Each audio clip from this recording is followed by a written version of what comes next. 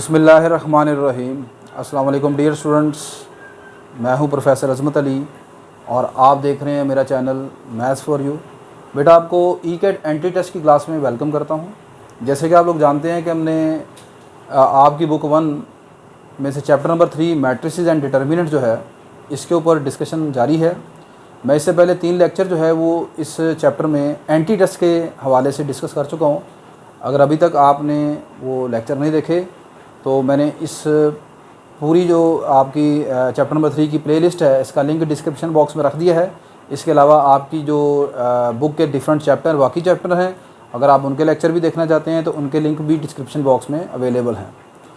तो आज lecture number 4 में हम प्रॉपर्टीज़ ऑफ डिटर्मिनेंट जो है इसको डिस्कस करने जा रहे हैं। आपकी एंट्री टेस्ट के क्वेश्चन में 80 to 90% चांस हैं कि प्रॉपर्टीज़ ऑफ डिटर्मिनेंट से क्वेश्चन लाजमी आता है। तो आज हम डिस्कस करेंगे प्रॉपर्टीज़ ऑफ डिटर्मिनेंट को और फिर सम इम्पॉर्टेंट जो आपके MCQs हैं जो कि आपके एग्ज़ाम के हवाले से इम्पॉर्टेंट हैं उनको मैं यहाँ पर डिस्कस करूँगा। तो स्टार्ट करते हैं लेक्चर नंबर 4 में प्रॉपर्टीज़ ऑफ डिटर्मिनेंट। तो प्रॉपर्टी ऑफ डिटर्मिनेंट में जो पहली चीज़ है वो ये है कि फ़र्ज़ कर लेंगे आपके पास ए एक स्क्वायर मैट्रिक्स है। सपोज दैट ए आपके पास एक स्क्वायर मैट्रिक्स है जिसका ऑर्डर जो है वो n/n है। तो डिटर्मिनेंट की पहली प्रॉपर्टी आपने याद रखनी है कि किसी भी स्क्वायर मैट्रिक्स ए का डिटर्मिनेंट और उसके ट्रांसपोज का जो डिटर्मिनेंट है ये हमेशा सेम होता है, चाहे ए किसी भी ऑर्डर का हो।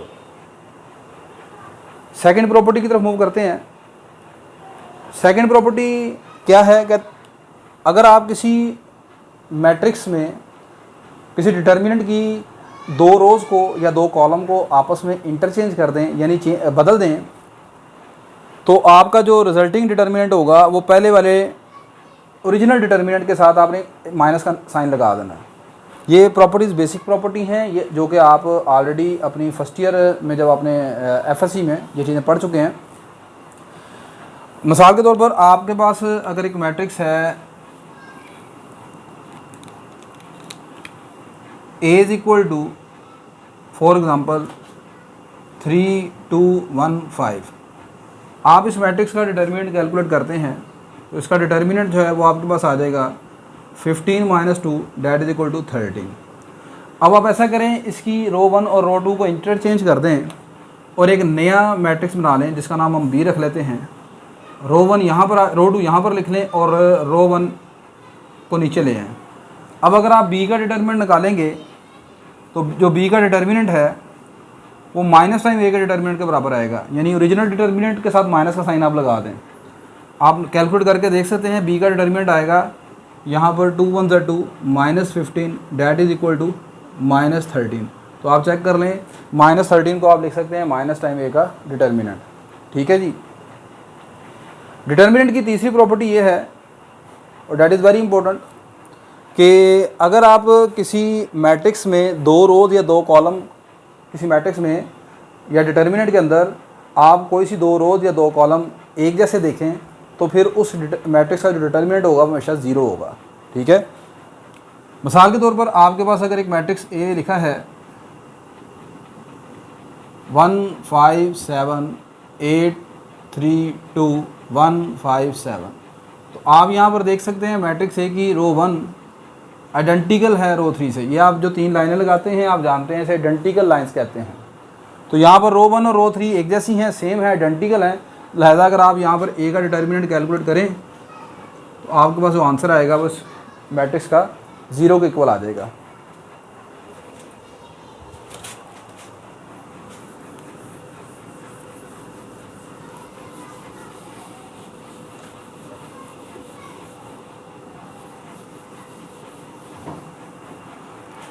फिर उसके बाद यहाँ पर प्रॉपर्टी नंबर जो 4 है, प्रॉपर्टी नंबर 4 में ये है कि अगर किसी मैट्रिक्स में या डिटर्मिनेंट के अंदर आप किसी रो पूरी की पूरी रो या पूरे का पूरा कॉलम जो है उसकी हर एंट्री 0 के बराबर हो तो ऐसी सूरत में भी जो आपके पास मैट्रिक्स का डिटर्मिनेंट होगा वो 0 के बराबर होगा। मिसाल के तौर पर आपके पास मैंने यहाँ पर जैसे लिखा, अगर मेरे पास एक मैट्रिक्स A है और उसकी पहली रो फ़र्ज़ कर लेते हैं 0 है अब यहाँ पर सेकंड थर्ड रो आप कुछ भी लिख लें, अगर आप यहाँ पर मैट्रिक्स ए का डिटर्मिनेंट कैलकुलेट करेंगे तो इट विल बी ज़ीरो। ठीक है, अगर किसी मैट्रिक्स की कोई एक रो या कोई एक कॉलम, चाहे वो मैट्रिक्स किसी भी ऑर्डर का है, स्क्वायर मैट्रिक्स हो, ठीक है, तो ऐसी सूरत में उस मैट्रिक्स का डिटर्मिनेंट जो होगा वो ज़ीरो के बराबर होगा। Fifth one property is, if any one row or a column is a scalar multiple of an other row or column, then A का डिटर्मिनेंट ज़ीरो होगा। अगर किसी मैट्रिक्स की एक रो किसी दूसरी रो का स्केलर मल्टीपल है या कोई एक कॉलम किसी दूसरे कॉलम का स्केलर मल्टीपल है, तो ऐसी सूरत में भी याद रखिएगा मैट्रिक्स का डिटर्मिनेंट जो होगा वो ज़ीरो के बराबर होगा। फॉर एग्ज़ाम्पल, आपके पास अगर एक मैट्रिक्स ए है 8 1 5 3 -1 2 लिख लेता हूँ। अब फ़र्ज़ करें कि इसी रो 3 में इस तरह लिखने लगाऊँ कि रो 3 जो है वो 2 टाइम रो 1 के बराबर है, यानी रो 1 को अगर आप 2 से मल्टीप्लाई कर दें तो रो 3 बनती है। तो इसको मल्टीप्लाई करके देखते हैं, 16 2 10। अगर आपके पास ऐसा मैट्रिक्स लिखा हो, ठीक है, तो ऐसी सूरत में अगर आप ए का डिटर्मिनेंट कैलकुलेट करें तो आपके पास ज़ीरो के बराबर आएगा। ठीक है, स्केलर मल्टीपल का मतलब है कि आपने किसी एक रो को किसी नंबर से मल्टीप्लाई कर दिया और मल्टीप्लाई करने के बाद नेक्स्ट दूसरी रो या तीसरी रो बना दिया आपने। ठीक है, तो ऐसी सूरत में उस मैट्रिक्स का डिटर्मिनेंट अगर आप कैलकुलेट करेंगे तो हमेशा ज़ीरो के बराबर आएगा।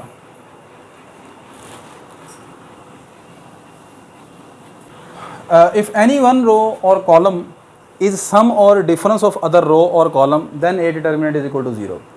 अगर फ़र्ज़ करें कि आपके मैट्रिक्स में कोई एक रो ऐसी है जो बाकी दो रो के सम से या दो रो के कॉलम से दो कॉलम के सम से या डिफरेंस से मिलकर बनी है, तो ऐसी सूरत में अगर आप उस मैट्रिक्स का डिटर्मिनेंट कैलकुलेट करते हैं तो याद रखिएगा वो मैट्रिक्स का जो डिटर्मिनेंट निकलेगा वो ज़ीरो के बराबर आएगा।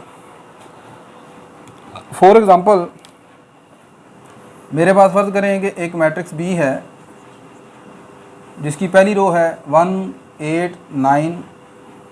आप मैट्रिक्स किसी भी ऑर्डर का ले सकते हैं, मैं आपको समझाने के लिए सिर्फ 3x3 का मैट्रिक्स ले रहा हूँ। आप 4x4 5x5 का ले सकते हैं।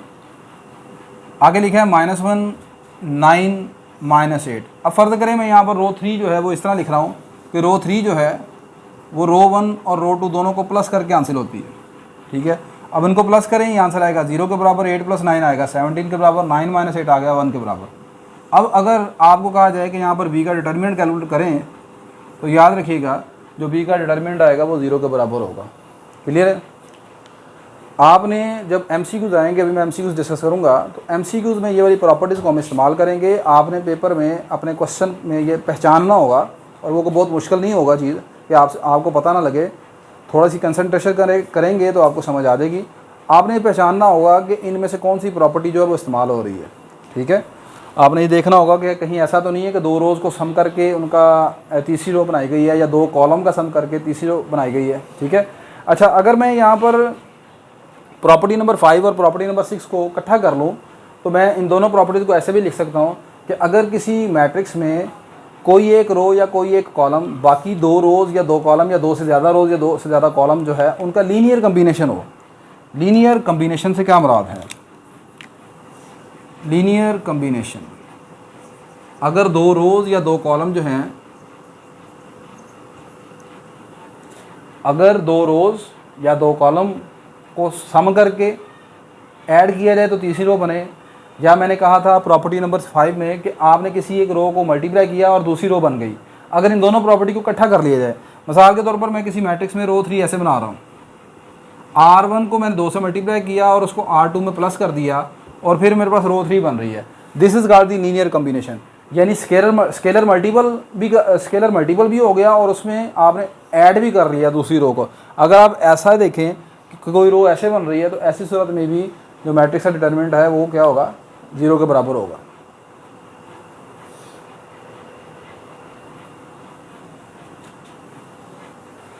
नेक्स्ट बेटा प्रॉपर्टी नंबर जो आपकी 7 है, प्रॉपर्टी नंबर 7 कुछ इस तरह है। मैंने लिखा जी कि if each element of a row और a column of a determinant is sum of 2 or more terms, then the determinant can be expressed as the sum of 2 or more determinants। ये प्रॉपर्टी भी basic सी property है, ये आप अपनी books में देख चुके हैं। लिखा ये है कि अगर फ़र्ज़ करें कि आपके पास एक डिटर्मिनेंट है, उस डिटर्मिनेंट में फ़र्ज़ करें 3/3 की बात करते हैं, ये पहला एलिमेंट आ गया, ये इसका A12 ये तीसरा एलिमेंट आ गया। यहाँ पर मैं लिख देता हूँ A21 + C1, A22 + C2, A23 + C3। इसी तरह यहाँ पर लिख दिया मैंने A31, A32, A33।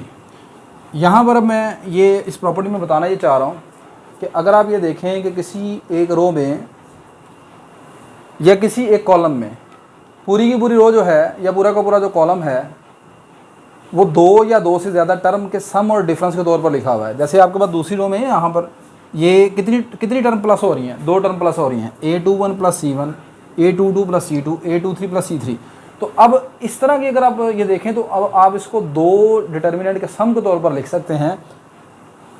A determinant is the sum of 2 or more terms, then the determinant can be expressed as the sum of 2 or more determinant. अच्छा, दो determinant के सम के तौर पर लिखा जा सकता है। और वो कैसे लिखेंगे ये देखें ज़रा, इसकी पहली और तीसरी रो में कोई नंबर प्लस नहीं हो रहा या माइनस नहीं हो रहा, तो वो एज इट इज़ आएंगी, यानी कि ये आएगा A11, A12, A13, यहाँ पर आएगा A21, A22, A23, A31, A32, A33। ये एक डिटर्मिनेंट ये हो गया, प्लस दूसरा डिटर्मिनेंट कौन सा होगा, वो इस तरह होगा, पहली और तीसरी रो दोनों मरतबा ऐसे ही लिखेंगे, यानी यहाँ जैसे ये आ जाएगा A11, A12, A13, इसी तरह यहाँ पर आ जाएगा A31, A32, A33। अब इसके साथ आपने प्लस करना है, सेकंड रो में आपने C1, C2, C3 को प्लस किया हुआ था, तो यहाँ पर आएगा C1, C2, C3। ठीक है। तो अगर आपके पास किसी डिटर्मिनेंट में कोई एक रो या कोई एक कॉलम जो है कम्प्लीटली दो या दो से ज़्यादा टर्म के सम या डिफरेंस के तौर पर लिखा हुआ है, तो आप उसको इस तरह सेपरेटली डिटर्मिनेंट के सम के तौर पर लिख सकते हैं। मिसाल के तौर पर फ़र्ज़ करें कि यहाँ पर C1 के साथ एक नंबर है K1 माइनस हो रहा होता, -K1, यहाँ पर -K2 होता, यहाँ पर -K3 होता। ठीक है, या यहाँ पर -K3 होता। तो अब यहाँ पर क्या होगा ऐसी सूरत में, अब इसके साथ एक और डिटर्मिनेंट, तीसरा डिटर्मिनेंट भी आएगा। वो तीसरे डिटर्मिनेंट की पहली और आखिरी रो तो बिल्कुल एक जैसी रहेगी, लेकिन साथ ये आ जाएगा -K1 सेकंड रो में, फिर -K2, -K3। क्लियर होगी बात करें, तो ये ऐसे हो जाएगा। फ़र्ज़ करें यहाँ पर लिखा था +K3, तो अब ये चूँकि दोनों साइन कौन से हैं, माइनस के हैं। ठीक है, तो आपने यहाँ पर माइनस, यहाँ सेंटर में आपने प्लस लगाया, तो यहाँ पर आप ऐसे प्लस लिख देंगे। ठीक है, तो इस तरीके से आप इसको लिख सकते हैं। नेक्स्ट मूव करते हैं वेरी इंपॉर्टेंट प्रॉपर्टी, और इस प्रॉपर्टी से आपके मैक्सिमम MCQs बनते हैं जी।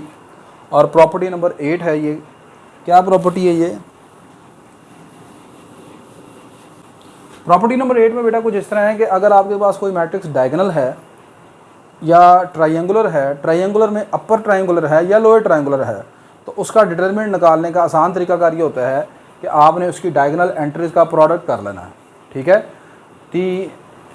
If a matrix is the diagonal upper और लोअर ट्रायंगुलर या triangular, then a determinant is equal to product of the diagonal elements.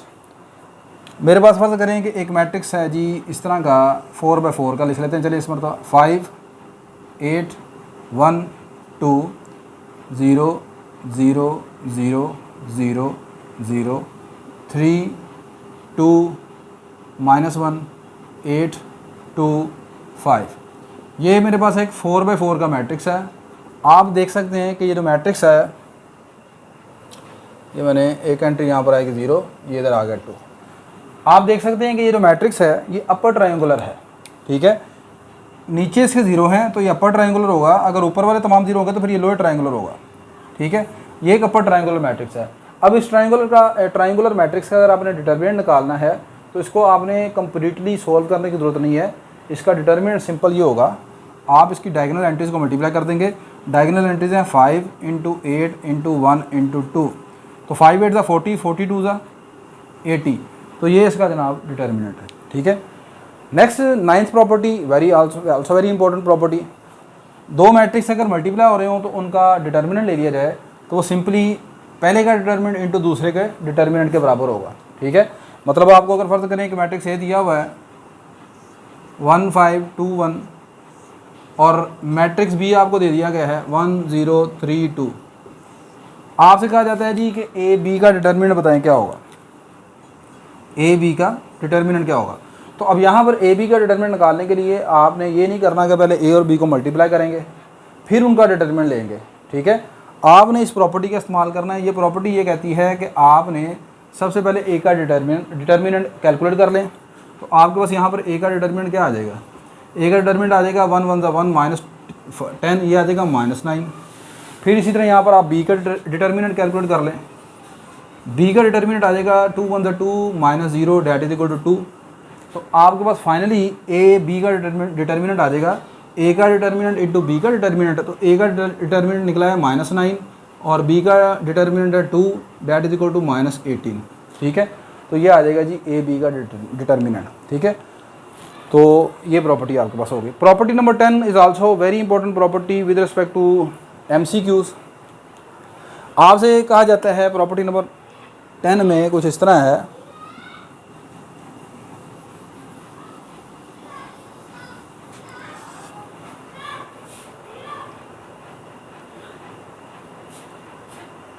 Property number 10 जो है वो आपकी कुछ इस तरह है कि अगर आपने a की पावर n का डिटर्मिनेंट निकालना है और n क्या है, कोई भी इंटीजर है। इंटीजर आप जानते हैं नेगेटिव पॉजिटिव, आपके पास इंटीजर जो होते हैं जी, सेट ऑफ इंटीजर आप जानते हैं 0 +- 1 +- 2 +- 3 अप टू सो ऑन, ठीक हो गया।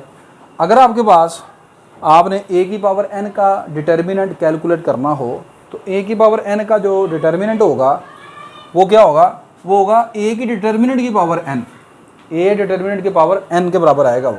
मिसाल के तौर पर मेरे पास ये मैट्रिक्स a है, मैं आपको कहता हूँ कि यहाँ पर a की पावर जो 3 है इसका डिटर्मिनेंट कैलकुलेट करना है आपने, ठीक है। तो अब आपने ऐसा नहीं करना कि पहले a की पावर 3 निकालेंगे। a की पावर 3 कैसे निकलेगी, अगर आप इस तरह सोचते हैं तो a की पावर 3 निकलेगी a × a। तो आप तो इस तरह मल्टीप्लाई करेंगे a को 3 मरतबा, फिर मल्टीप्लाई करने के बाद जो आंसर आएगा उसका डिटर्मिनेंट निकालेंगे। नहीं, ऐसा नहीं करना। a क्यूब का डिटर्मिनेंट निकालना है तो ये आ जाएगा सिंपल a डिटर्मिनेंट का क्यूब, ठीक होगी बात ये। अब a का डिटर्मिनेंट कितना निकाला था हमने, 1 1 1 -9, तो ये -9 की पावर 3 आ जाएगा सिंपल आपके पास आंसर, ठीक होगी बात क्या नहीं। और -9 की पावर 3 कितना बन जाएगा, -729, ये इसका आंसर बनेगा। और यहाँ पर अब पावर नेगेटिव भी हो सकती है, पावर पॉजिटिव भी हो सकती है, सही है। a की पावर मिसाल के तौर पर कहते हैं जी a की -3 इस तरह लिख लेता है, ठीक है। अब वैसे तो a की पावर -3 मैट्रिसेस में a इनवर्स होता है, a इनवर्स क्यूब नहीं, a की पावर -3 नहीं होती। तो इसको वैसे तो इसको ऐसे लिखना चाहिए हमें, a इनवर्स उसकी पावर 3 और उसका डिटर्मिनेंट, ऐसे ये चीज़ आपको कहना चाह रहा है। तो वैसे आप आसानी के लिए ज़बानी तो याद रख सकते हैं कि अगर ऐसा लिखा हो तो इसका मतलब ये होगा सिंपल, ये आ जाएगा a के डिटर्मिनेंट की पावर बाहर ले जाएंगे -3, यह आ जाएगा 1/a की पावर 3, सही है। तो अब a का क्यूब निकालें, उसकी पावर 3 ले लेना। a का क्यूब कितना निकला है, ये आया है a के क्यूब का डिटर्मिनेंट -729, तो यह आ जाएगा -1/729, इस तरह आ जाएगा। हाँ, अगर यहाँ पर पावर n = 0 हो तो वो खैर मीनिंगलेस है, क्योंकि मैट्रिक्स की पावर 0 जो है वो कभी मैट्रिसेस में नहीं होती। तो आप चाहे यहाँ पर हम कह सकते हैं कि n आपके पास ≠ 0 है, सही है। तो ये बेटा 10 प्रॉपर्टीज़ थी। आई होप कि आपको प्रॉपर्टीज़ की समझ आ गई होगी। अब इन प्रॉपर्टीज़ को मैं इस्तेमाल करूँगा, कुछ MCQs यहाँ पर डिस्कस करते हैं। और ये जो MCQs हैं ये आपके एक्सपेक्टेड MCQs हैं, ये आपके UET में जो आपकी इंजीनियरिंग यूनिवर्सिटीज़ हैं, ठीक है, उनमें जो मैंने पास्ट पेपर में जो देखे हैं बिल्कुल उनसे रिलेटेड जो हैं MCQs वो यहाँ पर मैं डिस्कस करूँगा, ठीक है। इसी तरह के जो MCQs हैं वो पेपर में डिस्कस किए जाते हैं, GK यूनिवर्सिटी में, प्यास में, नस्ट में, ठीक है, या UET में, फास्ट में, जो उनसे भी आपके पास इंजीनियरिंग यूनिवर्सिटीज़ हैं उनमें। तो नेक्स्ट मूव करता हूँ मैं इनके इम्पोर्टेंट MCQs की तरफ। ले बेटा, नेक्स्ट आपके इम्पोर्टेंट MCQs जो हैं कुछ इस तरह हैं। आपका पहला MCQs है जी, आपको 4/4 का एक डिटर्मिनेंट दिया गया है जिसकी 4 रोज़ कुछ इस तरह हैं।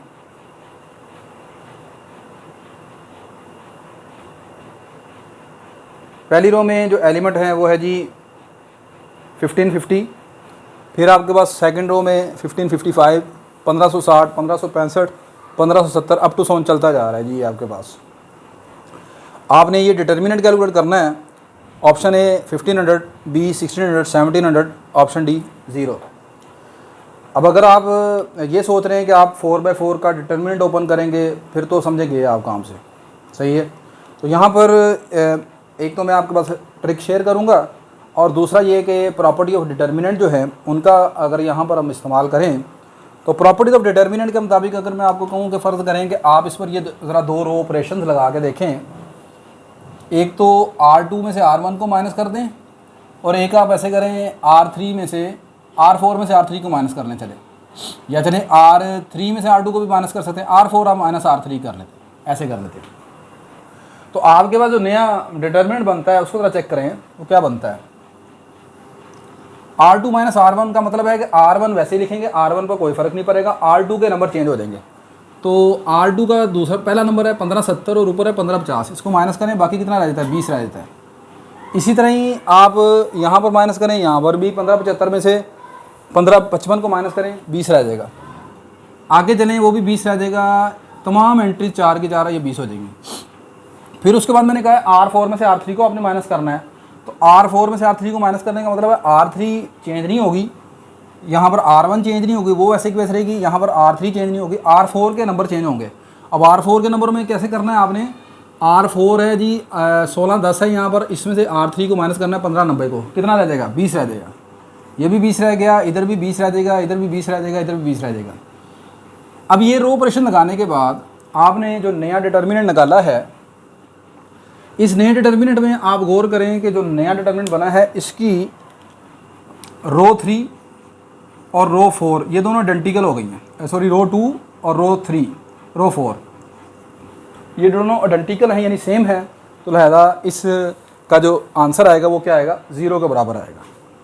एक तो हो गया ये वे आपके पास करने का कि जब आपको प्रॉपर्टीज ऑफ डिटर्मिनेंट का सिर्फ पता है, तो प्रॉपर्टी ऑफ डिटर्मिनेंट में आपने सीखा है अगर कोई सी 2 रो या 2 कॉलम आपस में एक जैसे हों तो डिटर्मिनेंट हमेशा सेम होता है।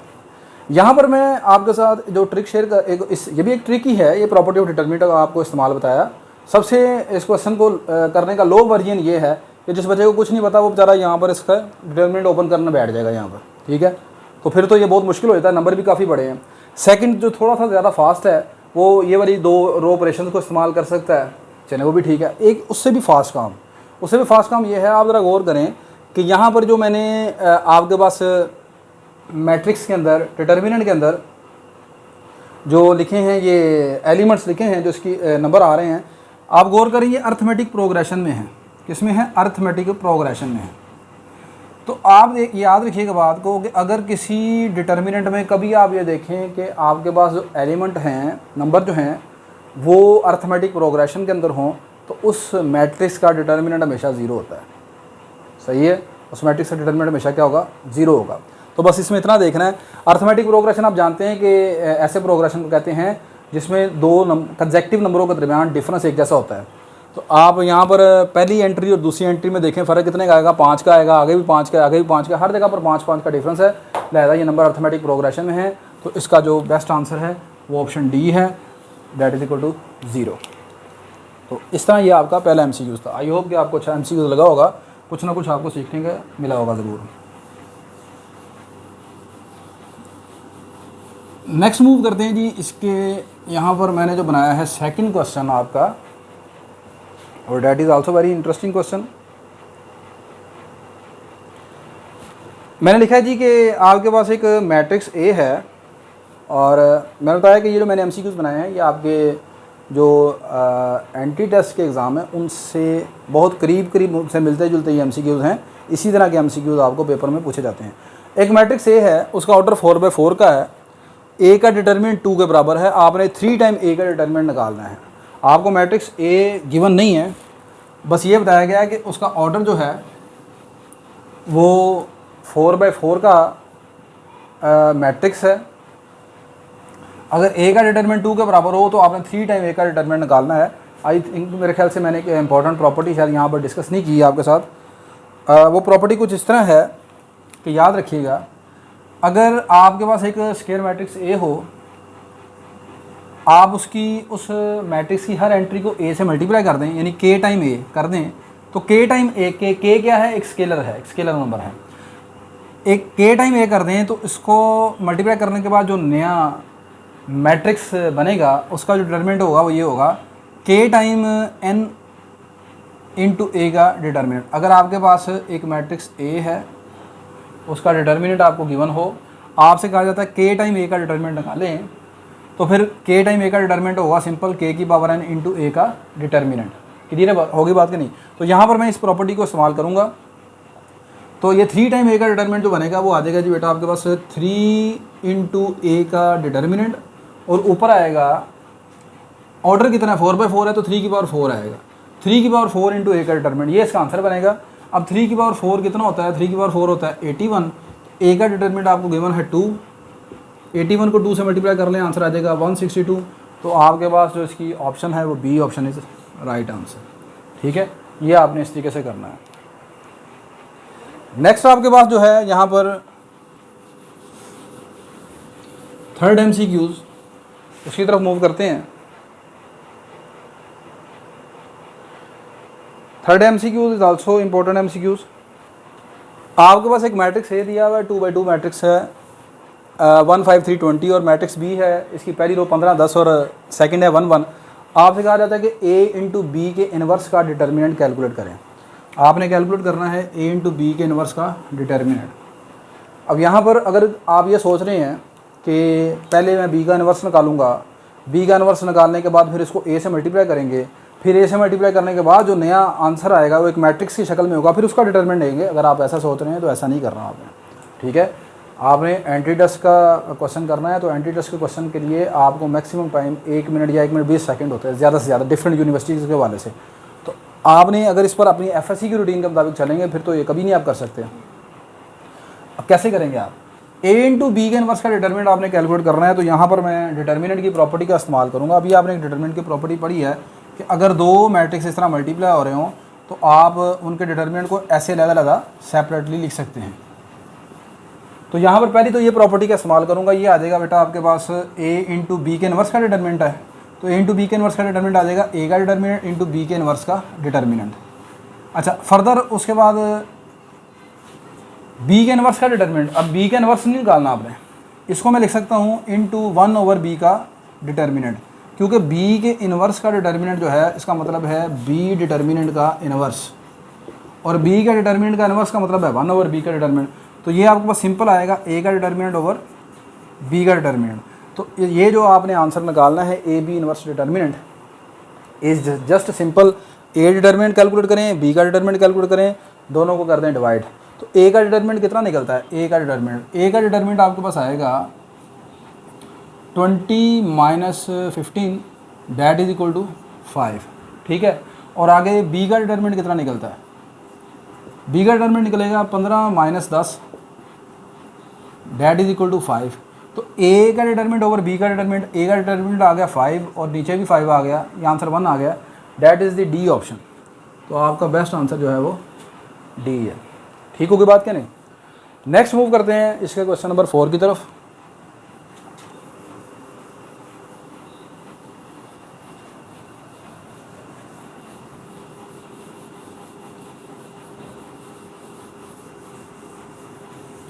क्वेश्चन नंबर 4,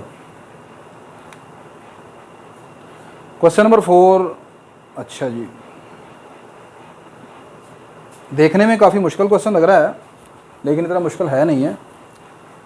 आपके पास एक मैट्रिक्स ए दिया हुआ है, आपको कहता है कि ए के इन्वर्स का डिटर्मिनेंट कैलकुलेट करें।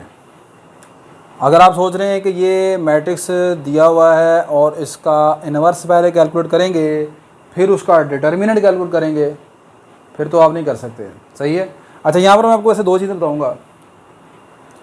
मैट्रिक्स आप गौर करें, ये मैट्रिक्स जो है ये आपके पास लोअर ट्रायंगुलर मैट्रिक्स है, ऊपर वाली ट्रायंगल 0 है सारी। आप गौर करें कि ये तमाम की तमाम एंट्रीज ये वाली जो हैं, ये तमाम की तमाम एंट्रीज जो हैं 0 हैं। दायरा ये जो मैट्रिक्स बनेगा ये कहलाएगा लोअर ट्रायंगुलर मैट्रिक्स। अगर 0 वाली ट्रायंगल ऊपर बनेगी तो लोअर ट्रायंगुलर होता है, उल्टा होता है ये काम। अच्छा, अब इस लोअर ट्रायंगुलर मैट्रिक्स हो या अपर ट्रायंगुलर मैट्रिक्स हो, उसका आपने निकालना है पहले इन्वर्स और फिर उसका डिटर्मिनेंट निकालना है। तो सबसे पहले तो यहाँ पर मैं ये वाली जो प्रॉपर्टी है उसका इस्तेमाल करूँगा कि ए की पावर n का जो डिटर्मिनेंट है वो बराबर होता है ए डिटर्मिनेंट की पावर n के। इस प्रॉपर्टी के मुताबिक आपके पास ये जो सारी चीज़ है ए इनवर्स का डिटर्मिनेंट, इसे हम लिख लेंगे इस तरह ए डिटर्मिनेंट की पावर -1, यानी कि इसे लिख लूँगा मैं 1/a का डिटर्मिनेंट। अब अगली चीज़ मुझे चाहिए ए का डिटर्मिनेंट, ठीक है।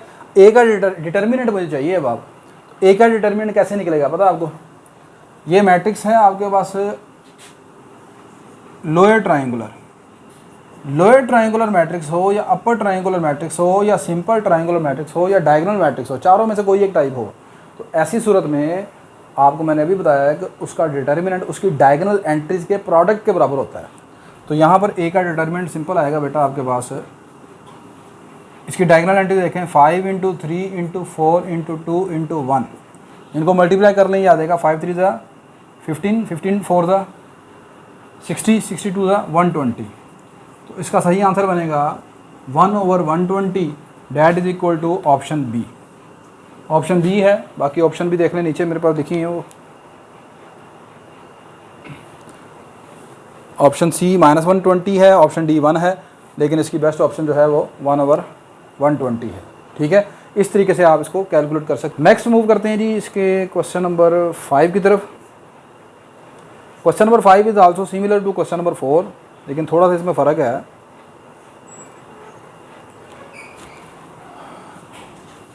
वो फ़र्क क्या है ज़रा देखते हैं।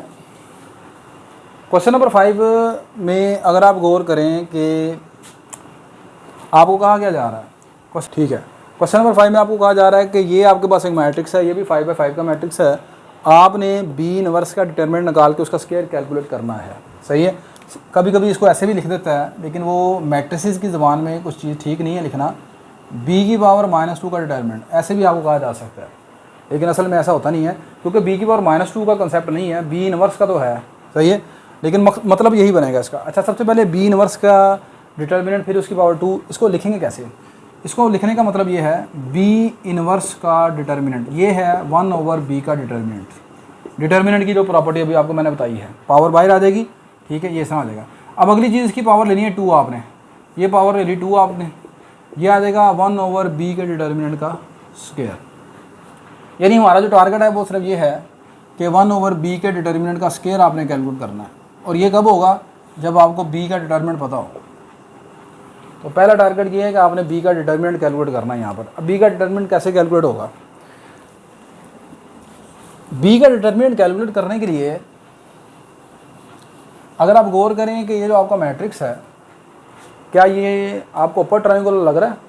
अपर ट्रायंगुलर ये होगा कि आपके पास यहाँ पर ये इस एंट्री के नीचे, इस नॉन ज़ीरो एंट्री के नीचे तमाम के तमाम जो हैं ज़ीरो होने चाहिए थे। चलिए अगर ये नॉन ज़ीरो ना भी हो, इसके नीचे तमाम यहाँ पर ज़ीरो होने चाहिए, यहाँ ज़ीरो होने चाहिए, लेकिन प्रॉब्लम ये है कि ये वाली जो 5 है ये प्रॉब्लम है, ये मुश्किल है। सही है, ये 5 अगर मैं इसकी रो 1 और रो 2 को इंटरचेंज कर दूं आपस में by interchanging row 1 and 2, R12 का मतलब रो 1 और रो 2 को इंटरचेंज कर दिया, ठीक है। अच्छा, अब यहाँ पर मैं चूँकि b का डिटर्मिनेंट कैलकुलेट करने जा रहा हूँ, तो b का डिटर्मिनेंट कैलकुलेट करते हुए यहाँ पर जब रो को और कॉलम को इंटरचेंज करते हैं तो आप एक बाहर माइनस का साइन लगाते हैं, ये बाहर माइनस का साइन आएगा,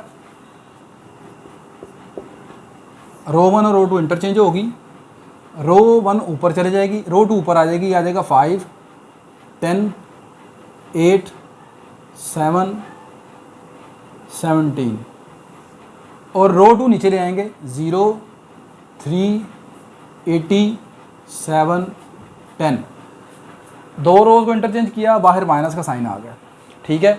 बाकी मैंने कुछ नहीं करना, रो 3 रो 4 रो 5 वैसे ही लिखूँगा। रो 3 आ गई 0 0 4 6 3, रो 4 आ जाएगी 0 0 0 2 5, रो 5 आ जाएगी 0 0 0 0 1। अब आप गौर करें कि अब जो ये मैट्रिक्स है ये आपके पास बन गया है अपर ट्रायंगुलर मैट्रिक्स। ये ट्रायंगल, जीरो वाली ट्रायंगल नीचे बन गई है सारी की सारी मुकम्मल। अब ऐसी सूरत में इसका जो डिटरमिनेंट निकलेगा, मतलब ये जो आंसर आएगा इसको सॉल्व करके, वो आएगा जी इसकी डायगोनल एंट्रीज का प्रोडक्ट। तो इसकी डायगोनल एंट्रीज कौन कौन सी हैं? 5 into 3 into 4 into 2 into 1 that is equal to 120। Clear होगी बात क्या नहीं? तो बी का डिटरमिनेंट आ गया और साथ ये माइनस का साइन भी है। बी का डिटरमिनेंट आ गया -120, बस यहाँ पर उसको पुट कर दें, यह आ जाएगा -120 का बी का डिटरमिनेंट आ गया -120, ऊपर आ गया स्केयर, यह आ गया माइनस स्केयर होने की वजह से ख़त्म हो जाएगा 14,400, 14,400 आपके पास इसका आंसर आएगा 1/1400। तो इसकी ऑप्शन जो है वो थी आपके पास पहली ऑप्शन ए इन्फिनिटी, ठीक है। इन्फिनिटी इस सेंस में लिखा कि शायद कोई बच्चा ये देखता है कि वो डायरेक्ट ही इसको समझता है कि ये आपके पास इसको चेंज नहीं करता, यानी कि वो अपर ट्रायंगल में चेंज नहीं करता, तो गलती क्या कहाँ से करेगा वो सिंपल इसकी एंट्रीज को मल्टीप्लाई कर देगा इसी तरह ही। उसको सिर्फ इतना हिस्सा नज़र आ रहा है कि यहाँ पर ये जीरो बने हुए हैं, तो वो समझेगा शायद ये ऐसा गलती करते हैं बच्चे, ठीक है। जब मैं पेपर चेक करता हूँ उसमें देखता हूँ कि बच्चे ने इस तरह गलती की होती है। तो इसकी डायगोनल एंट्रीज को अगर आप मल्टीप्लाई करें तो डायगोनल एंट्रीज वैसे बनेगी 0। तो यहाँ पर उसने ये प्रॉपर्टी पढ़ी होगी, या आ जाएगा जी 1/b का डिटरमिनेंट का स्केयर। तो b का डिटरमिनेंट आ गया 0, 0 का स्केयर 0 हो गया, तो इन्फिनिटी आ गया। चलें जी ऑप्शन ए लगा दें, डैट इज़ रॉन्ग। फिर उसके बाद ऑप्शन बी, ऑप्शन सी में माइनस प्लस की गलती कर सकता है बच्चा, और ऑप्शन डी कि वो शायद डायगोनल एंट्रीज को मल्टीप्लाई किया, आंसर समझा 0 तो 0 कर दिया। मतलब जो ऑप्शंस हैं वो भी तकरीबन पॉसिबल डाली जाती हैं कि बच्चे को किस तरह ट्रैप किया जा सकता है, बच्चा क्या क्या ऑप्शन सोच सकता है। खैर ये आपका क्वेश्चन नंबर 5 कंप्लीट हो गया। नेक्स्ट आपका क्वेश्चन नंबर 6 जो है कुछ इस तरह है। आपको एक मैट्रिक्स डी दे दिया गया है, पहली एंट्री है उसकी पहली रो में 145, दूसरी है 358, आगे है आपके पास 27x। आपने बताना है कि x की किस वैल्यू के लिए d का जो डिटर्मिनेंट है वो 0 के बराबर होगा। कैसे करेंगे? जहाँ तक करने की टेक्निक है वो ये है कि आपको कहा जाएगा d का डिटर्मिनेंट 0 है तो x की वैल्यू बता दें। आपका FSC वाला क्वेश्चन है, आप सिंपल यहाँ पर d का डिटर्मिनेंट कैलकुलेट करते हैं। 3/3 का मैट्रिक्स का डिटरमिनेंट कैसे कैलकुलेट करेंगे? मैं रो 1 से एक्सपेंड करने लगा हूँ। ये आ जाएगा 5x माइनस 56, फिर आगे आएगा जी -4 इंटू 3x माइनस 16, और फिर आएगा +5 इंटू 7 3 ज़ा 21 -2 5 ज़ा 10, और डिटरमिनेंट सारा 0 के बराबर है, इसको 0 के इक्वल पुट कर दिया। ये आ गया जी 5x माइनस 56, माइनस उसको मल्टीप्लाई कर लें -12x माइनस माइनस +64 + 105 -5 10 ज़ा 50 equal to 0। 5x minus 12x रह जाएगा -7x। यह आपके पास आ जाएगा जी -56 और -50 -106, और ये आ जाएगा 64 + 105, ये बन जाएगा 169 इक्वल टू 0। -7x ये रह जाएगा आपके पास +63 इक्वल टू 0। इसको आप दूसरी तरफ ले जाएं, 7x इक्वल टू 63, x की वैल्यू आ गई 9। एक तो टेक्निक ये हो गई, आपकी ऑप्शन सी ठीक हो गई। ये तो एक आपके पास हो गया लॉन्ग मेथड जो आपका FSC की रूटीन में है कि अगर आपको क्वेश्चन नहीं समझ आ रहा फिर कैसे करेंगे। ये एक मैं बात बता दूं कि आपके पास हर क्वेश्चन का ट्रिक भी नहीं होता, ठीक है। ज़रूरी नहीं कि आपने हर क्वेश्चन जो करना उसका ट्रिक हो। कुछ क्वेश्चन ऐसे होते हैं जो ट्रिकी बेस्ड होते हैं, कुछ क्वेश्चन ऐसे होते हैं जो थोड़ा सा कैलकुलेशन बेस्ड होते हैं, ठीक है। अच्छा, अब यहाँ पर एक लेकिन आप थोड़ी सी जो ट्रिक है वो यूज़ कर सकते हैं। आप गौर करें कि इसका जो कॉलम 3 है, कॉलम 3 जो है वो एक्चुअली कॉलम 1 + कॉलम 2 से मिलकर बना हुआ है। अच्छा, अब यहाँ पर जो C3 है बेटा वो आपके पास कॉलम 1 और कॉलम 2 दोनों को प्लस करके बना हुआ है। आप गौर करें, यहाँ पर 1 और 4 को प्लस करें 5 बन जाता है, 3 और 5 को प्लस करें 8 बन जाता है। तो सिंपल यहाँ पर आपके पास 2 + 7 को ऐड करेंगे तो क्या बनेगा? 9 होगा, ठीक है। अच्छा, अब अगली बात ये है कि ऐसा इससे क्या फ़र्क पड़ेगा कि ऐड करके ये बन रहा है तो x की वैल्यू 9 आ गई। वो ऐड करके बनता है। और अगर ऐसा हो कि आपको मैंने अभी जैसे बताया है कि अगर किसी मैट्रिक्स में 2 कॉलम को ऐड करके आप तीसरा कॉलम बनाते हैं, या 2 रोज़ को ऐड करके तीसरा रो बनाते हैं, तो ऐसी सूरत में उस मैट्रिक्स का डिटरमिनेंट हमेशा क्या होता है? 0 होता है। तो यही आपको कहा, उसने कहा कि x की किस कीमत के लिए डिटरमिनेंट 0 होगा। तो अगर आप इन दोनों को प्लस करके ये बनाएंगे तो आंसर बनेगा 9, और ऐसी सूरत में d का डिटरमिनेंट क्या होगा? हमेशा 0 के बराबर होगा। ये इस क्वेश्चन का ट्रिक है, ठीक है। तो देखें, अब आप अगर मेरी ये वीडियो देख रहे हैं और आपके जहन में ये आ रहा है कि यार हमें कैसे पता लगेगा कि ये पेपर में ये तो काफ़ी मुश्किल चीज़ें हैं, ऐसा मुश्किल नहीं है। देखें, कुछ चीज़ें होती हैं फर्स्ट टाइम आप सीखते हैं, ठीक है, तो ये चीज़ें कुछ आप लर्न कर रहे हैं, सीख रहे हैं, ठीक है। अब जब आपने एक मरतबा सीखनी है तो अब इससे रिलेटेड जब आपके पास क्वेश्चन पेपर में आएगा तो आप उसे आसानी से कर सकते होंगे, ठीक है। फिर वहाँ पर आपको नहीं ये लगेगा कि यार ये फर्स्ट टाइम ऐसा आया कि फर्स्ट टाइम मैंने देखा है। आपको ये होगा कि मैंने ये चीज़ें पहले पढ़ ली हैं, सही है। तो इसलिए कोई चीज़ें मुश्किल नहीं है बहुत ज़्यादा। तो यहाँ पर मैं कोशिश कर रहा हूँ कि आपको जो तमाम हर किस्म के जो पॉसिबल्स आपके पास क्वेश्चन हैं जिससे आपको पूछा जा सकता है, मैक्सिमम यहाँ पर कोशिश है कि आपको वो तमाम चीज़ें यहाँ पर बता दूँ। दूसरी बात ये कि अगर वीडियो की लेंथ थोड़ी सी लॉन्ग हो जाती है तो आपको मैंने बताया कि आप उस वीडियो को स्किप ना किया करें, थोड़ा सा डिफरेंट सीटिंग में आप उनको वीडियो को देख सकते हैं। मेरी ये वीडियोज़ अगर आपके लिए बेटा हेल्पफुल होती हैं तो मेरी वीडियो को आप लाइक किया करें, शेयर करें, मेरे चैनल को सब्सक्राइब कीजिएगा और मुझे कमेंट्स करके आप लाजमी बताइएगा कि मेरी ये वीडियो आपके लिए कैसी रही है। नेक्स्ट आपके पास बस एक दो क्वेश्चन और डिस्कस करूँगा। क्वेश्चन नंबर 7 है, बिल्कुल उसी तरह ही है, पहले की तरह रिलेटेड है। क्वेश्चन नंबर 6 की तरह मैट्रिक्स सी आपको दिया हुआ है, आपको कहा जाता है कि एक्स की किस वैल्यू के लिए सी का डिटरमिनेंट 0 के बराबर आएगा, सही है। पहली टेक्निक वही है कि आप यहाँ पर सी का डिटरमिनेंट कैलकुलेट करने की कोशिश करते हैं, आपको कोई ट्रिक नहीं पता, ठीक है। तो ऑप्शन ए 10 है, ऑप्शन बी 20 है, ऑप्शन सी 5 है और ऑप्शन डी है any real value of x. X की किसी भी कीमत के लिए यहाँ पर सी का डिटरमिनेंट जो होगा वो 0 के बराबर होगा। तो इस मरतबा अगर मिसाल के तौर पर आप सी का डिटरमिनेंट कैलकुलेट करने की कोशिश करते हैं तो आप गौर करेंगे कि एक्स बीच में बचेगा ही नहीं, ठीक है। ये आपकी असाइनमेंट आप चेक करके देखिएगा, आप इसका डिटरमिनेंट कैलकुलेट करें जिस तरह आपको मैंने अभी पहले बताया, जिस तरह आपने फर्स्ट ईयर में किया। आप देखेंगे एक्स खत्म हो जाएगा बीच में से, एक्स की वैल्यू रहेगी नहीं। यहाँ पर तो पहले आपने देखा एक्स की वैल्यू 9 आ गई, इस मरतबा आप करेंगे ना तो एक्स रहेगा ही नहीं बीच में, सही है। तो इसकी जो बेस्ट ऑप्शन है ना वो डी है। आप एक्स की यहाँ पर कोई भी कीमत पुट कर लें, आप 5 रख लें, 1 रख लें, 3 रख लें, 2 रख लें, -9, जो मर्जी आपका दिल करता रख लें आप, इसका डिटरमिनेंट हर सूरत में 0 आएगा। अब ऐसा हो क्यों रहा है आपको पता है?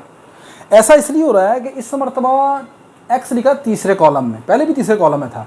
इस मरतबा आपके पास एक्स जो है जो कि तीसरे कॉलम में है, तीसरा कॉलम पहले और दूसरे कॉलम पर डिपेंड नहीं कर रहा। पहले था कॉलम 3 बना था C1 + C2 से, इस मरतबा ऐसा नहीं है। आप गौर करें कि इस मरतबा कॉलम 3 तो पहले 2 कॉलम पर डिपेंड ही नहीं करता, इस मरतबा ये बना है इस तरीके से। आप यहाँ पर कॉलम 2 को जब आप 2 टाइम आप कॉलम 2 को मल्टीप्लाई करते हैं ना 4 टाइम कॉलम 1 से, 4 टाइम कॉलम 1 करें तो कॉलम 2 बन जाता है, सही है। तो आपके पास यहाँ पर देखें जी, ये आपके पास कॉलम 1 की पहली एंट्री 1 है, उसको 4 से मल्टीप्लाई किया 4 आ गया। नीचे 3 है, 3 को 4 से मल्टीप्लाई किया 12 आ गया। यहाँ पर 5 है, इसको 4 से मल्टीप्लाई किया 20 आ गया। अब कॉलम 3 कुछ भी होता रहे, कॉलम 3 कुछ भी होता रहे, इसका डिटरमिनेंट 0 ही 0 आना है, हर सूरत में 0 आना है, सही है। एक्स की कोई भी यहाँ पर वैल्यू आप लगा लें, सही है। तो अब यहाँ पर अब देखें ये 2 क्वेश्चन आपको मिले, दोनों में बड़े इंटरेस्टिंग क्वेश्चन है ये, सही है। दोनों में आपने फ़र्क देखा। पहले वाले क्वेश्चन में कॉलम 3 डिपेंड कर रहा था कॉलम 1 कॉलम 2, कॉलम 1 और कॉलम 2 के दरमियान आपस में कोई रिलेशन नहीं था। यहाँ पर है रिलेशन। यहाँ पर कॉलम 2 कैसे बना है, कॉलम 1 को मल्टीप्लाई करके बना है, सही है। तो यहाँ पर बेटा आपके पास ये क्वेश्चन नंबर 7 हो गया, इसकी ऑप्शन जो है वो डी है, सही है। आप एक्स की कोई भी वैल्यू यहाँ रख लें, इसका डिटरमिनेंट क्या होगा, 0 के बराबर आएगा। नेक्स्ट आपका क्वेश्चन नंबर जो 8 है, ये आपको 4/4 का डिटरमिनेंट मैट्रिक्स दिया हुआ है, आपने इसका डिटरमिनेंट कैलकुलेट करना है। याद रखें जब यहाँ पर कोई बहुत बड़ा आपको मैट्रिक्स दिया होता है तो उसमें फिर याद रखें उसका डिटरमिनेंट अगर आपको कैलकुलेट करने के लिए दिया गया है तो आपने कोई ना कोई प्रॉपर्टी वहाँ पर इस्तेमाल हो रही होगी हमेशा। डायरेक्टली पेपर सेटर को भी पता है कि अगर इसका वैसा डिटरमिनेंट आपको कैलकुलेट करने के लिए दिया जाए तो आप नहीं कैलकुलेट कर सकते, कैलकुलेटर भी अलाउड नहीं होता डिफरेंट यूनिवर्सिटीज़ में। तो फिर कोई ना कोई प्रॉपर्टी होगी। आप ये देखें कि क्या कुछ ऐसा कॉमन वगैरह लेने से इस डिटरमिनेंट की 2 रोज़ या 2 कॉलम आपस में सेम हो जाए, कुछ ऐसा नज़र आता है। अगर आप रो 1 में से 5 कॉमन निकाल लें, 5 कॉमन निकाल लें तो रो 1 आपके पास बन जाएगी इस तरह। पहली एंट्री 1, यहाँ 2 आ जाएगा, यहाँ 3 आ जाएगा, यहाँ पर 4 आ जाएगा। और अगर आप इसकी रो 3 में से भी 16 कॉमन निकाल लें तो 16 1 16, 16 2 32, 48 64। रो 2 रो 4 कुछ भी है उसकी ज़रूरत नहीं हमें। आपने देखा कि कॉमन निकालने के बाद रो 1 और रो 3 सेम हो जाती हैं, लिहाजा इस डिटरमिनेंट का आंसर 0 के बराबर आएगा। क्लियर होगी बात क्या नहीं? Next and the last question, very interesting question, question number 9 कहता है कि आपको determinant of A B square 75 के बराबर है और ए बी का जो डिटर्मिनेंट है वो 15 के बराबर है। आपने बी का डिटर्मिनेंट बताना है। वेरी इंटरेस्टिंग क्वेश्चन है जी ये। इन्फॉर्मेशन कुछ इस तरह गिवन है आपको कि ए बी के स्क्वायर का डिटर्मिनेंट है 75 के बराबर। इसको आप ऐसे लिख सकते हैं, ए का डिटर्मिनेंट इंटू बी स्क्वायर का डिटर्मिनेंट इक्वल टू 75। फिर इसे आप लिख सकते हैं ए का डिटर्मिनेंट इंटू बी डिटर्मिनेंट का स्क्वायर इक्वल टू 75। इसे क्वेश्चन नंबर 1 कहते हैं। अगली इन्फॉर्मेशन आपको गिवन है, ए बी का डिटर्मिनेंट 15 के बराबर है। ए बी का डिटर्मिनेंट 15 के बराबर है। Determinant of A B equal to है 15 के। क्या इसे लिखा जा सकता है इस तरह, A determinant into B determinant equal to 15। इसे आप क्वेश्चन नंबर 2 कहते हैं। आपने निकालना है बी डिटर्मिनेंट की वैल्यू। क्वेश्चन नंबर 1 को क्वेश्चन नंबर 2 पर अगर आप डिवाइड कर दें तो क्वेश्चन नंबर 1 आपके पास है A determinant into B determinant का स्क्वायर इक्वल टू 75। इसको कर दिया डिवाइड आपने ए का डिटर्मिनेंट इंटू बी के डिटर्मिनेंट से इक्वल टू ओवर 15 से। ये डिवाइड कर दिया है दोनों साइड पर। ये ए का डिटर्मिनेंट ए डिटर्मिनेंट से कट गया, बी डिटर्मिनेंट इससे कट गया, 15 को 75 से काट दिया, 5 आ गया। ऊपर रह गया बी का डिटर्मिनेंट इक्वल टू 5 आ गया। That is the best option D. ठीक है, तो काफ़ी क्वेश्चन अपनी तरफ से मैंने यहाँ पर डिस्कस किए मैक्सिमम टाइप के। तो आई होप कि बेटा आपको आज की वीडियो आपके लिए हेल्पफुल होगी। मेरी इस वीडियो को आप लाइक कीजिएगा, शेयर कीजिएगा, चैनल को सब्सक्राइब कीजिएगा। वीडियो थोड़ी सी लेंथी ज़रूर है, लेकिन मैंने कोशिश की है कि आपको हर तरह का कंसेप्ट डिलीवर करने की। ठीक है, कोई चीज़ यहाँ से मैंने मिस नहीं की। जहाँ तक मुझे नॉलेज है मैंने मैक्सिमम आपको चीज़ें शेयर की हैं। तो इंशाल्लाह नेक्स्ट लेक्चर में आपसे दोबारा एक नए टॉपिक पर डिस्कशन करते हैं। अल्लाह हाफ़िज़।